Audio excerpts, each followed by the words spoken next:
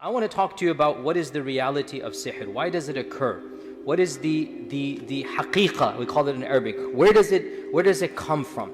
Sihr is very easy to understand if you understand the psychology and the physical differences that men have from jinn. If you understand the jinn and the world of the jinn, you will understand sihr. Because sihr is the overlap between the world of men and the world of jinn.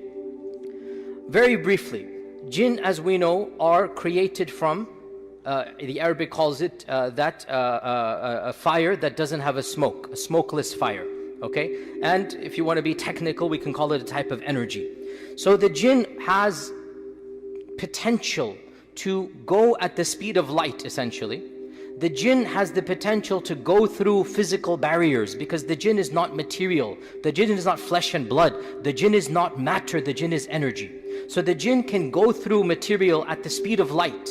And the jinn, because it doesn't have a form, a lot of people say, what does a jinn look like? What does a ghost look like? What does it look like? And the response is, it doesn't look like anything. It can take on any shape. It's not a physical matter. It can take any shape it wants to, and be a man, be a dog, be anything. It doesn't have a particular shape. So the jinn has the physical power to be much faster than man and to go through physical barriers, because it's energy. Like we have the waves of the telephone come through the walls of the masjid, so too the jinn can go through and come out, not a problem. Additionally, the jinn, very interestingly enough, and we learned this from the story of Sulaiman, it has a very, very amazing power. I say Einstein's theory is proven in the story of Sulaiman. In the story of Sulaiman, we learned that the jinn even has the power to transform matter into energy, and to take that energy from one place to another and retransform it back into matter. In other words, E equals MC squared can be proven in its own way. In other words, what can the jinn do? According to the story of Sulaiman, the jinn went from Jerusalem and to Yemen and took promised to do this, and said, I can bring the throne back to you before you stand up, right? So the jinn said, I can go all the way to Yemen, and within a millisecond, before you stand up is a millisecond, within a millisecond, I will bring that throne. The throne would have been bigger than this podium behind us, bigger than this stage. It's a throne that was magnificent. Allah says in the Quran, وَلَهَا عَرْشٌ عَظِيمٌ. The jinn said, I'll bring it back for you by the time you stand up, and you'll have it in front of you. And the throne would have come, I mean, you're not going to see the chair flying in the sky. The jinn would have taken the throne and somehow, in a way that Allah knows best, take it in its hidden energy form, and then bring it all the way to Jerusalem, and then retransform it back into the throne. The jinn had the capacity to do that. The fact that Allah mentions, the fact that this was impressive, the facts that all of the jinn, only one stood up, it kind of sort of shows this is the pinnacle of what a jinn can do. This isn't your average run-of-the-mill jinn. This isn't the jinn living in Dallas or Houston or California. This is one of the most strongest jinns of the entire world, if not the strongest, telling Sulaiman, I can do that. But the concept is there. The jinn can go super fast speed, and the jinn can go through objects. And therefore, when a jinn is able to tell you something that's happening in another part of the world, what's so surprising?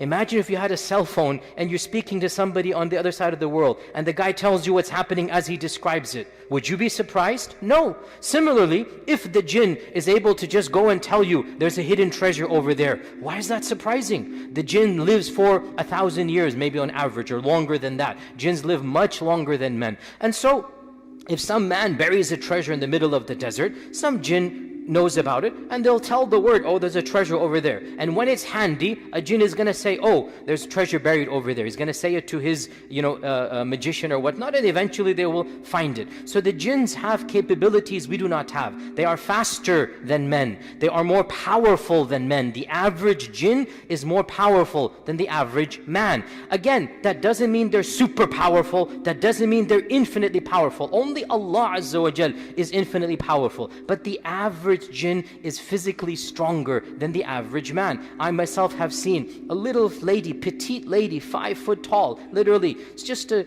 young teenager possessed by jinn. We were doing ruqya on her, and 10 men were holding her down. At least 7, when I say 7 men were holding her down, and she's struggling to throw all of them off. And my friend was there in the audience as well, and he grabbed her. He had to, because she was harming people. He grabbed her. What do you call this lock? What do you call that when you grab from behind?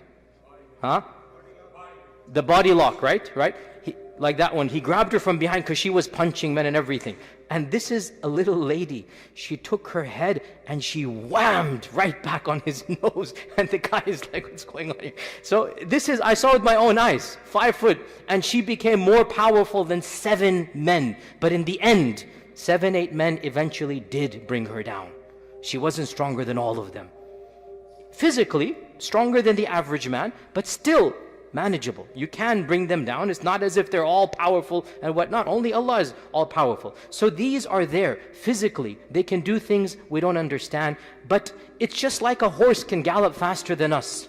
Like an elephant is stronger than us. The only thing that freaks us out is that the jinn is invisible to our eyes. Allah says in the Quran, إِنَّهُ يَرَاكُمْ هُوَ وَقَبِيلُهُ مِنْ حَيْثُ لَا تَرَوْنَهُم. They see you from a paradigm you cannot see them from. They can choose when to show themselves to you. They can see you from their world. We cannot see them unless they choose to show us their world. So there's nothing to be scared about. Allah gave them certain powers He didn't give us. Like He gave animals other powers He didn't give us. But Allah blessed us over the jinn. How do we know this? وَإِذْ قُلْنَا لِلْمَلَائِكَةِ اسْجُدُوا لِآدَمَ فَسَجَدُوا إِلَّا إِبْلِيسَ.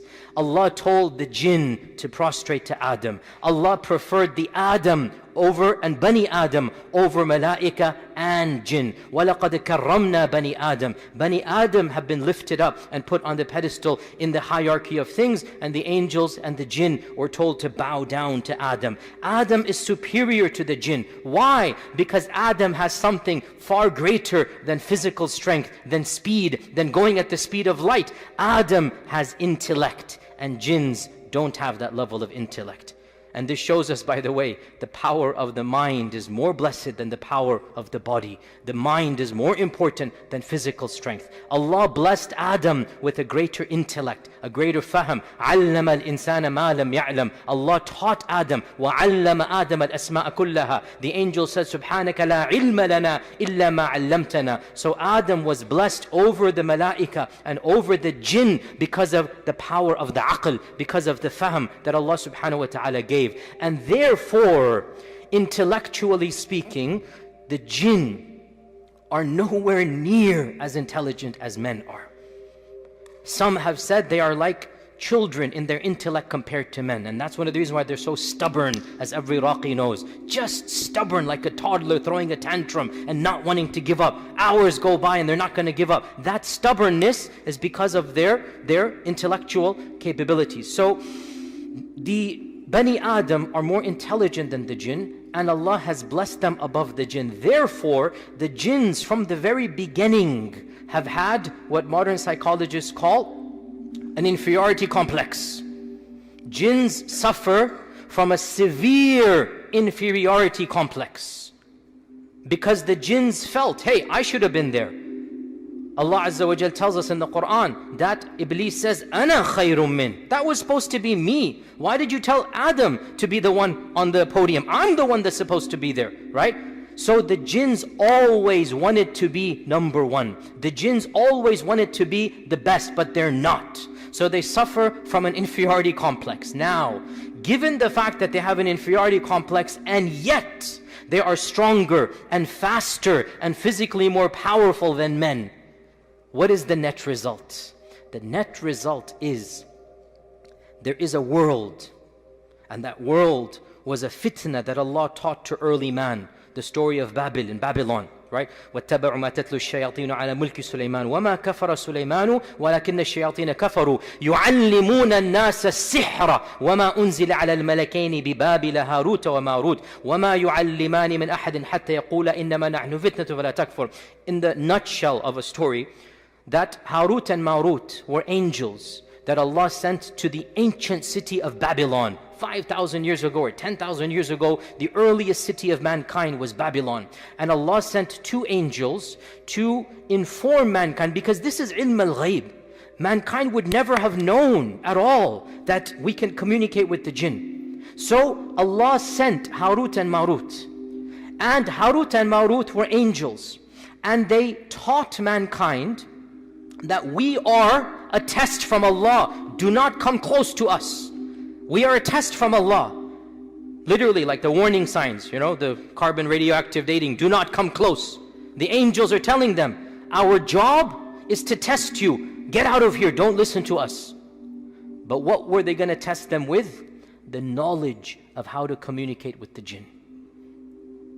So they explained a methodology, and they said, if you follow us, if you listen to us, this is kufr. إِنَّمَا نَحْنُ فِتْنَةٌ فَلَا تَكْفُرْ. So all of the methodologies and mechanisms to call out to the jinn, they are madhabs that go back to this origin, because they're different madhabs. You have the Ouija board, you have the dolls, what do they call the voodoo dolls, okay? You have the knots that are blown. These are all different madhabs that all go back to the experiences of the Sahara, of the magicians, that goes back to the origin of Harut and Marut in the city of Babylon. So initially man was taught, this is what you do. If you wanted to call the jinn, and if you called the jinn, it is kufr, don't do it. Mankind didn't care. They said, we want to do it. And thus magic began.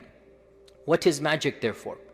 Magic, as I said, sihr, is the intersection of the world of men with the world of jinn. These two worlds are not meant to be intersected. These two worlds are meant to be separate. And if an accidental crossing takes place, it is easier to repel. As any Raqi knows, if a jinn comes into our world and causes some fitna and fasad on its own, it's much easier to repel rather than sihr. Because what sihr is the following. Listen to me, 5 minutes and you will understand magic, and inshallah never be scared of it for the rest of your lives. Magic is an evil person who has sold his soul to the devil in order for the shayateen to perform some tricks for him. It's like you feed your horse or your pony to go gallop fast.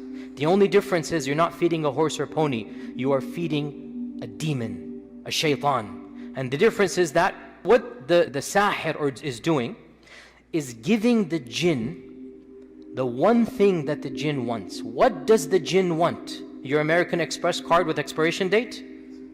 Your cash? What is the jinn going to do with your cash? What is the jinn going to do with your money? They don't have currency in the jinn world.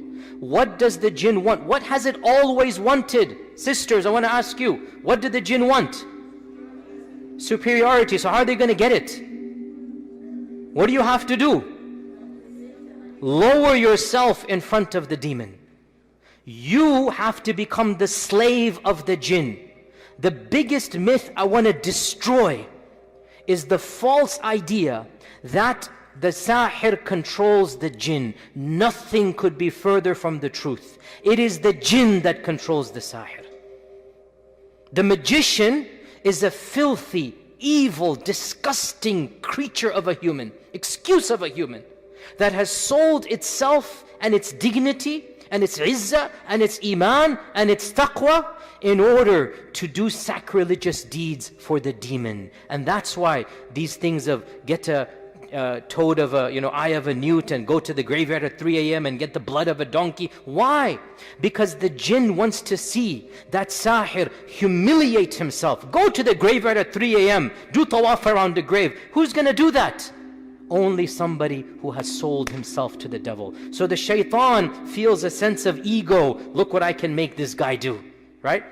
Run him around with the tip of my finger. Do whatever I tell him to do. So the sahir becomes the worshipper of the jinn, not the other way around. How can a human being control a jinn? How can anybody believe this? By what will a human control a jinn? Whips? Chains? What? How will a human control a jinn? There is nothing that the human has that the jinn can be controlled by. That's what Allah gave to Sulaiman. No other person has that power. The jinn controls the human emotionally. It tells the human, do this, do this, do this. The human does it. In return, what does the jinn do? Some tricks and trades to make the magician happy. You want me to go and harm somebody? I'll go harm somebody. Now you got to go and worship me in this manner. You want me to go plant some bad stuff in a person's house or possess a body or break up a marriage? Okay, I'll go do that, and now you continue to worship me. The jinn does something utterly trivial for its world. In its world, it just does something that it is physically capable of doing. Allah gave the jinn certain natural powers to be invisible, to be super fast, to do things hidden manner. For example, the most common type of magic is يُفَرِّقُونَ بِهِ بَيْنَ الْمَرْءِ وَزَوْجِهِ, where a husband and wife are not able to have a happy marriage. And if conjugal relations are attempted, perhaps something supernatural, perhaps the husband feels a physical pressure, perhaps something happens. These are things that are manifestations of the jinn. It's not that difficult for the jinn to push a man back. How is that difficult? Why are we scared of the jinn? The jinn is simply like a bug, an insect. You understand it has certain irritable qualities, but you understand it. It's not something you need to be like supernaturally terrified of. If you understand that the magician is the one selling himself to the jinn, and the jinn is returning the favor, and so why is the magician doing it? The magician wants your money. The magician lives in our world. So you go to the magician and you pay the magician in American Express. He'll accept American Express, okay? He'll accept Visa and credit card. He'll accept cash in any currency. Give me $100 and I'll do the potion. You give the guy $100 and the magician will do the potions that the jinn wants. And then the jinn will then go and basically listen to the magician only because it wants more worship being done. Now, another thing we need to know is that jinns work in gangs. Jinns are the mafia. So the magician approaches the godfather, the Don. Okay? The jinn approaches the Don, the godfather. And the godfather sends its minions. Generally not the one that is approached isn't the one that will go and do the sending. It's the worker class of the jinn. They're the ones that are sent, right? Because the godfather jinn has an entire mafia under his disposal. Thousands and thousands of jinn. And you just send the jinn, so that jinn will then be persistent for years, decades, and live in your house, cause issues. And that jinn is getting whatever recognition, and I don't know their internal currency, but it's getting a benefit from the Don. Right? It's getting something from the big guy, and so it's doing what it does, and a lot of times it's also scared of the big guy. A lot of times it's terrified of the big guy. Once I was doing ruqya, and I said to the jinn, after a long time, why are you still here? Just leave. And the jinn said, I can't leave. I said, why? Just leave. And the jinn said, I'm scared. If I go, then he will kill me. Who is going to kill you? The one who put me here. The one who brought me here, meaning the head jinn, whatever the Don would be. I'm scared he's going to kill me, he's going to hurt me, so I have to stay here. So internally, they're doing whatever they can and they're getting it done. So bottom line, sihr is merely the intersection of the world of men and the world of jinn. Once you understand the reality of this world, you should not be scared of it in the slightest. It is a nuisance, it is an irritation, but it's not something that brings about supernatural fear. Also, realize this, that the jinn is absolutely terrified of Allah and the name of Allah and the dhikr of Allah and the speech of Allah. The jinn is terrified, and that is why if ever in your life you feel the presence of a jinn, you see something supernatural, it will be terrified if your bravery is manifested to it because of Allah subhanahu wa ta'ala. The fact that you have no fear, and I have experienced this, and I know all of the raqis in the audience know this firsthand. You stare at it straight, and you just say, as the Prophet ﷺ taught us to say, memorize this phrase, Bismillah, Ana Abdullah, Ukhruj Aduwallah. 3 phrases. Memorize them. Bismillah, in the name of Allah. I'm not powerful. I'm not going to do anything. I am connecting with Allah. Bismillah. I am the servant of Allah. I speak with Allah's name now. I'm not speaking in my name. I speak in the name of Allah.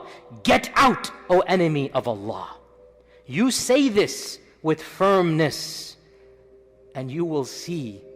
I hope Allah protects all of you. I hope you don't see. But if that ever happens, now, the opposite, and I understand it's a bit terrifying, but put yourself now in the psychology of the jinn. If you start wailing, screaming, cowering, what have you done, brothers and sisters? What have you done to the psychology of the jinn?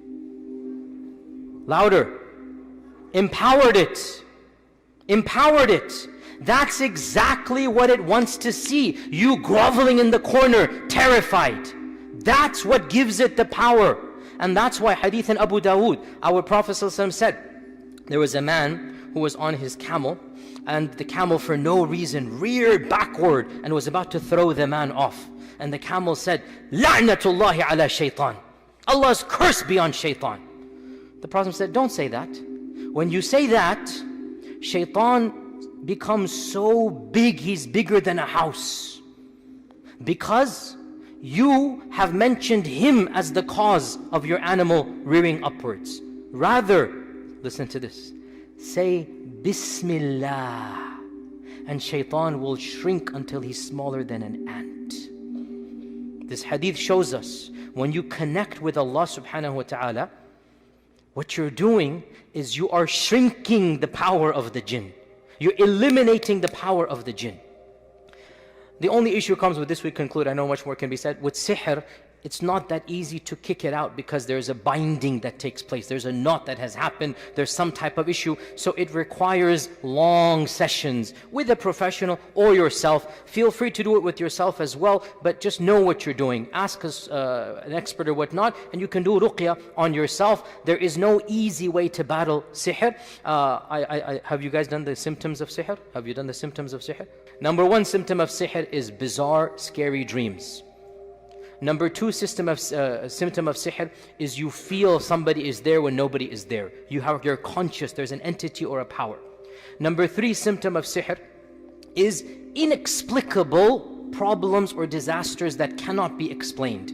Okay? Anything that science can explain, medicine can explain, is not sihr. You go to the doctor says, oh, you have this issue. That's not sihr. If the doctor can analyze it and the doctor tells you this is the problem, that's not sihr. Sihr is supernatural problem. Sihr, it doesn't make any sense. You wake up and there are bruises on your back. You wake up, there's marks here. You're having constant miscarriages and the doctor's like, everything is normal. I've done all the tests and there's constant miscarriages for no reason. And every doctor scratching their heads, you're totally normal. And the third week, fourth week, always there's a miscarriage around the same time frame. This is a symptom of sihr, that you don't know what's going on. Between husband and wife, everything seems fine, and then all of a sudden, when there's some romance, all of a sudden extreme anger or inexplicable feelings or pushing or whatnot. These are supernatural symptoms. When these exist, and only when you find them, otherwise if these symptoms don't exist, it's not sihr. I have to say this, most of what we think is sihr is our imagination. It's not actual sihr. So if you are not sure about a supernatural sign, then assume it is not sihr. There has to be something palpable. Bottom line with this we conclude, don't be scared of these entities. They are creatures of Allah like all other creatures. And if you turn to Allah, you are more powerful than these creatures. These creatures are terrified of iman, of taqwa, of dhikr, of the Quran. They can't stand it. And if you show fear, that fear empowers them. If your heart is trembling, cover it up and speak with a voice and say, Bismillah, I speak to you in the name of Allah. I am the servant of Allah. Get out of here, enemy of Allah. You say this with iman and thiqah, and you are going to be the one who is powerful. Allah says in the Quran, وَلَا يُفْلِحُ السَّاحِرُ حَيْثُ أَتَى. The magician will never be successful wherever he comes. The one who does dhikr and the Quran, the one who turns to Allah, will always be the one who wins over sihr in the short and in the long run. May Allah Azza wa Jal protect all of us and our families and loved ones. May Allah subhanahu wa ta'ala allow there to be barriers between us and the world of the shayateen. May Allah subhanahu wa ta'ala give us all righteous children and righteous grandchildren that are firm upon their iman and are protected from the world of the jinn and the shayateen. Wa jazakumullahu khairan. Wassalamu alaikum wa rahmatullahi wa barakatuh.